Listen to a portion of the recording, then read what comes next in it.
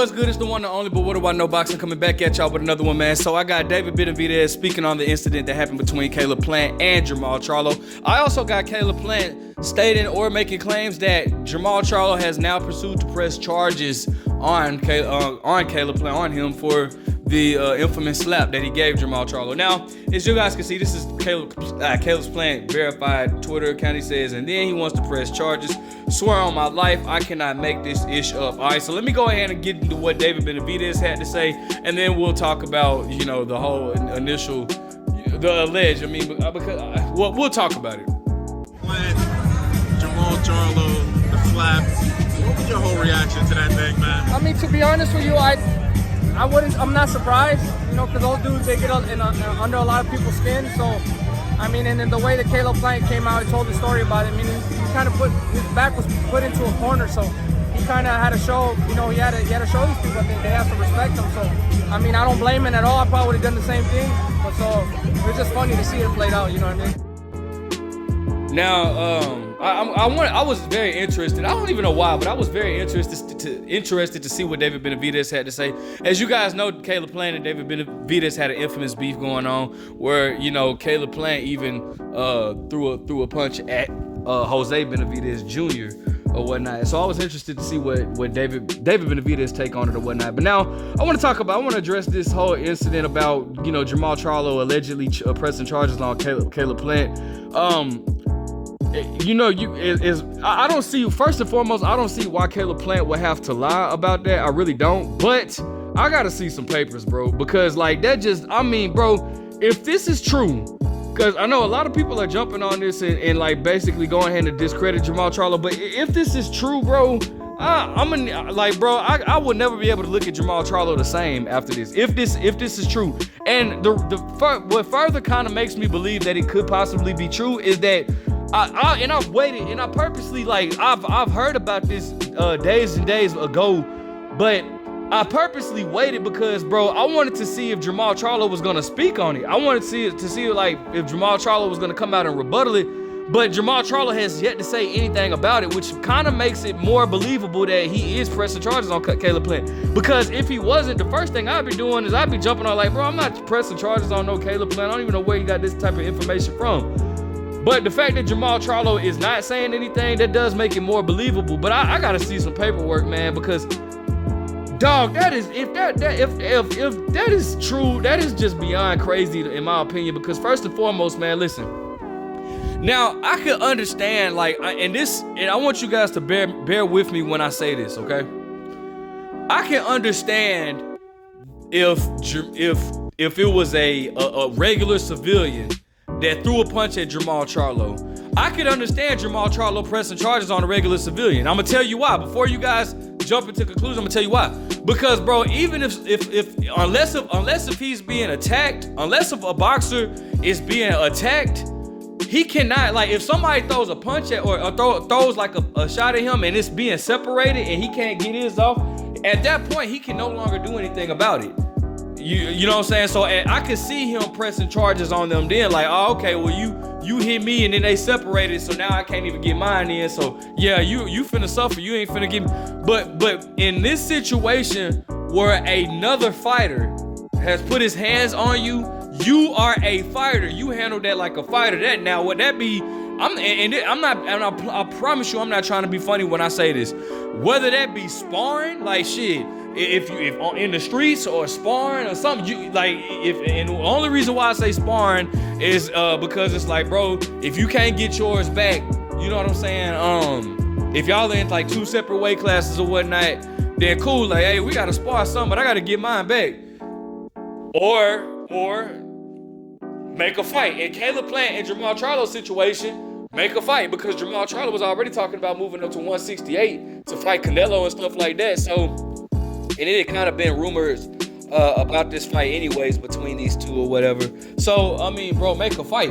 But this right here is ridiculous, bro. Like, if this is true, and like I said, I waited for Jermall Charlo. I'm trying to see, like, okay, maybe he gonna speak on it, because everybody is really jumping on this man's case. He ain't said nothing yet. But it's been like 3 or 4 days later, and this man still has not like made a post or anything, which, like I said, that further lets me know, kind of makes me believe that it's true because, like, bro, you know, your lawyers tell you that you can't talk about stuff like that in the process of, like, when you're in the process of going to court or doing something like that. So that kind of, bro, I'm not even gonna lie to you, bro. I'm disgusted, bro.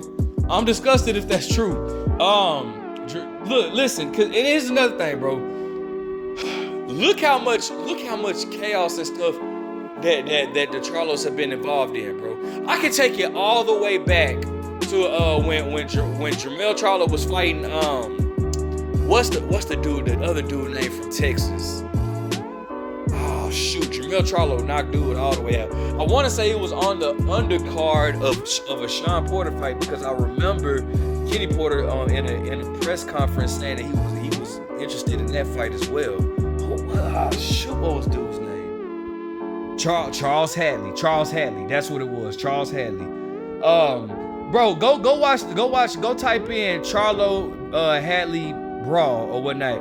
You see Jermall Charlo, like, bro, they done pressed Charles Hadley family. Jermell wasn't there, obviously, but Jermall, you see him like running up all on dude family and stuff like that. Go watch Jermell Charlo and Brian Castano weigh in. You see Jermall Charlo running up on whoever that trainer, I don't know if that was his trainer or I think that was his manager. I think that was Brian Castano's manager or whatnot. You see Jermall Charlo and running up all on him. Jermall Charlo all in the face of Jared Hurd. Like, bro, you know, it's just that's a crazy, like, you see all these, you see Jermall Charlo getting into it with so many people, but like the man, you pull Caleb Plant's hair, a beard or whatnot, and you doing all this, calling him a white boy, and you ain't gonna do nothing, you little weak white boy, and then all this type of stuff, making racial slurs to Caleb Plant, but then the man slaps you and you want to press charges, bro. Like that'll be crazy to me, bro. Also, another point that I want to bring up. It kind of makes it hard to believe that Jermall Charlo is the one that. It kind of makes it hard to believe that he's not all talk because it's like for example, Danny Jacobs. We gotta take it all the way back to Danny Jacobs. Like,